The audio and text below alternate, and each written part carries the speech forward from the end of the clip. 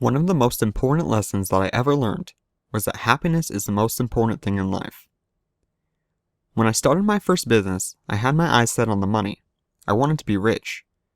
What I eventually came to realize was that I was actually after what the money represents, freedom, which leads to happiness. I thought I wanted a bunch of material possessions, but that was only because I thought at that time in my life that it were those material possessions that would make me happy. This viewpoint was largely because I spent the vast majority of my life so poor. Think back to what you told yourself you need to be considered successful.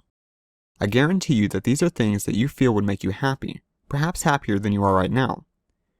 The truth is that it's not just the big things, the big goals that we believe will bring us happiness, and almost every action we take in life is done to either move towards pleasure or move away from pain.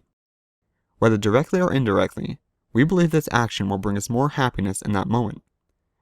Those who become successful are people who don't just focus on short-term happiness, but long-term happiness as well. When you take conscious note of this, you realize it's so true. You eat, well, number one, because you'd die if you didn't, but you eat because being hungry is uncomfortable, and discomfort decreases our happiness. You buy your son or daughter that new toy because it brings you joy to see them happy. You clean your house because seeing it dirty or cluttered would upset you. You're taking this course right now because you know that's going to lead you to a happier life, and the feeling of knowing that is good. See, it's everywhere. I've created this course, and it's work, but I'm doing it because I feel great fulfillment in knowing I'm making a positive impact on people's lives. I'm doing it because it makes me happy in one way or another. That doesn't mean everything you're going to do in life is going to make you happy. You know, maybe you hate your job you're working at, but you do it anyway because you'd be even less happy being homeless. Happiness is a spectrum, and the actions you take are always done for the purpose of moving you farther along that spectrum than what you would have otherwise been doing.